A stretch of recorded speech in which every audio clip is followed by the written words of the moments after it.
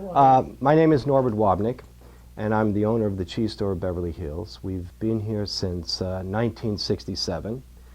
It was originally opened by a gentleman by the name of Sigmund Roth, who was a colonel in the Army, had some experience with fine eating while he was in Europe, and decided that he wanted to open a cheese store here in the United States, and he did, here in Beverly Hills, and he wanted to make sure that the location was right. And for him, the location had to be right across the street from Nate and Al's. And he was right. I was born in Vienna, Austria. I moved with my family to New Orleans in the late 50s, and was always in contact with food, because Vienna is about food and music. And so is New Orleans. It's all about food and music. And I loved it. The music sort of took over, and I wanted to become a rock star. Came out here in 1975. Had a career that went down the drain almost immediately. Had to get a job. And the first job I got was at Pier 1 Imports. That wasn't a whole lot of fun. And then I saw an ad for an assistant at a cheese store in Beverly Hills, and I thought, can't be bad. Came to Beverly Hills, applied. My hair was really long. I had hair then. My hair was really long. I had a resume from school, from university. Spoke a couple of different languages, and I was hired on the spot because of my credentials. And because of those credentials, I had the opportunity to make $1.80 an hour. That was really bad money even then. Thank you. At any rate, the previous owner became ill, and my family, realizing that my musical career was going nowhere, decided to back me in putting down some money to try to buy the store, and I've been here ever since. Over the years, I've had the great pleasure of meeting some of my idols. I met John Huston, served Sir Alfred Hitchcock. Billy Wilder was a wonderful customer. We'd always speak German together.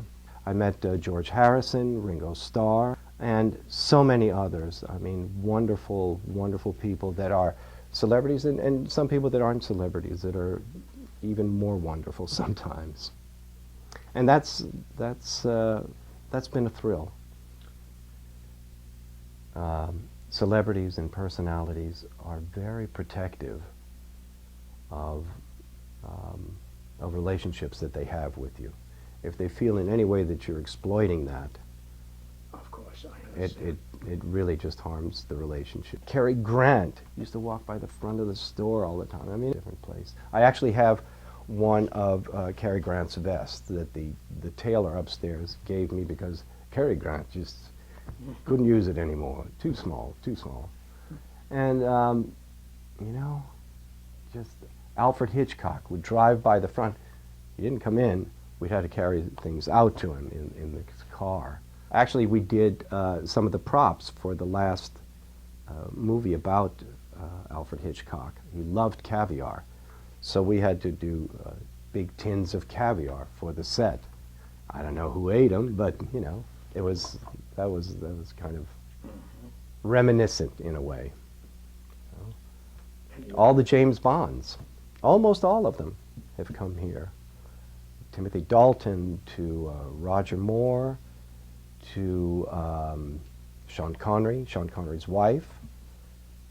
We are a little bit insulated here in Beverly Hills in that the people here, many of them are Europeans, and many of them certainly have the wherewithal to travel to Europe, and they have high expectations. And with those expectations, we've been trying to meet them with what they've become accustomed to in Europe, especially the cheeses, some of the meats, some of the gourmet items.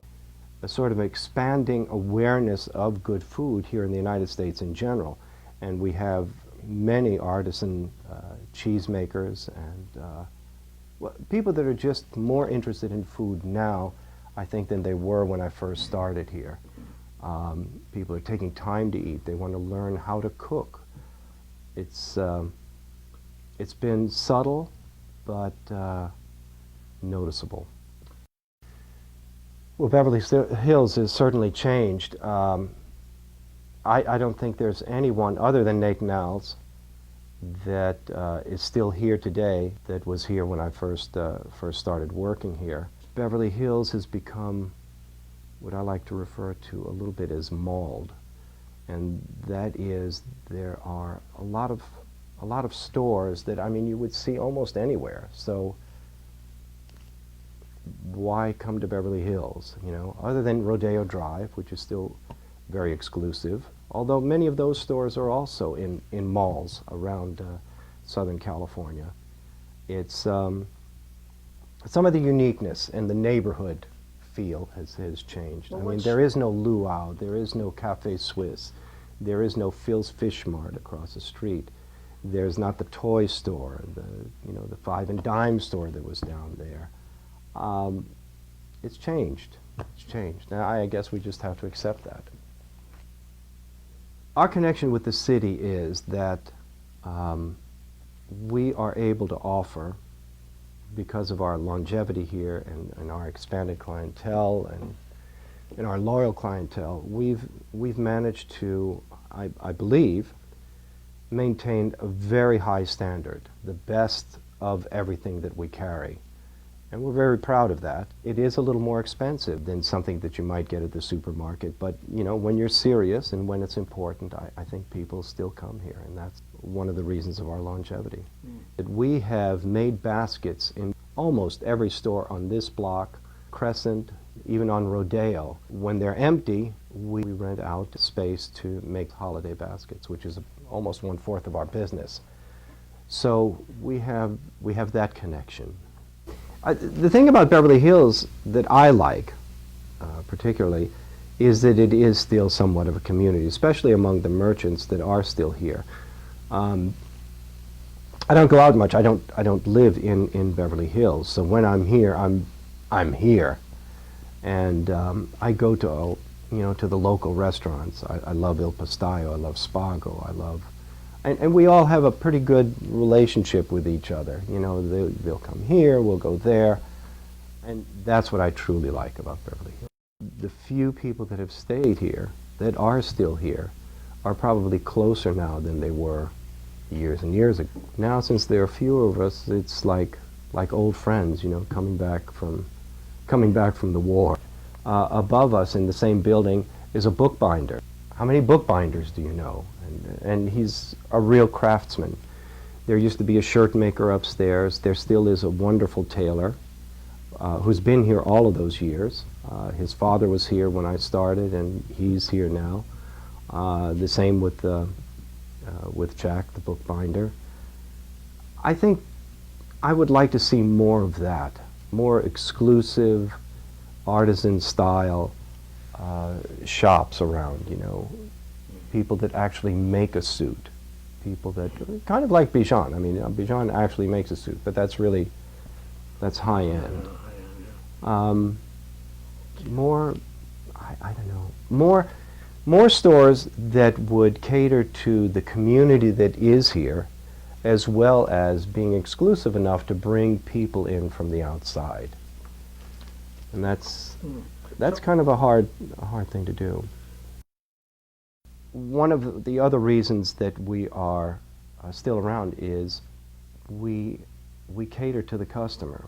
I mean, there's real personal service, and I think that's what's lacking in in a lot of stores that are in the malls and some of the ones that have come here. It's difficult for the small shopkeeper to maintain a business here if the rents keep going up. Certainly for the short term, if you take a huge company like the Gap or any of those multi-million national huge places that are out there that are coming into Beverly Hills, sure, you're going to get that rent.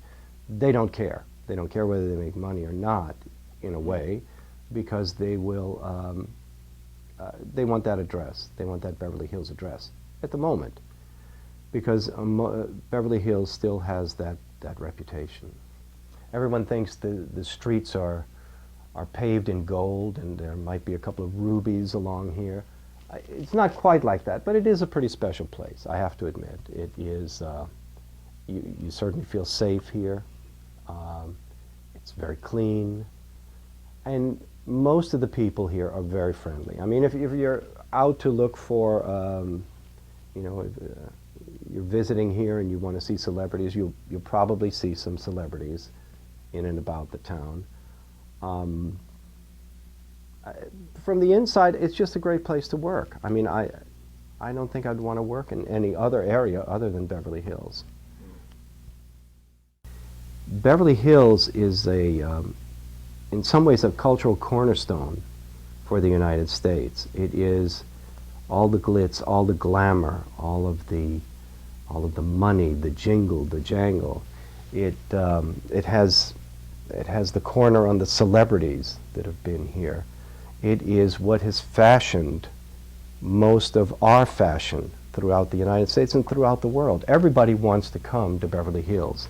They want to see what it is that made their individual lives what they are today. I mean, it's sort of like the Beatles. Everybody wanted to be a Beatle. Well, everybody always wanted to be a star. And if you were a star, you lived in Beverly Hills. And that's it. And so maybe the streets are lined with gold. I don't know.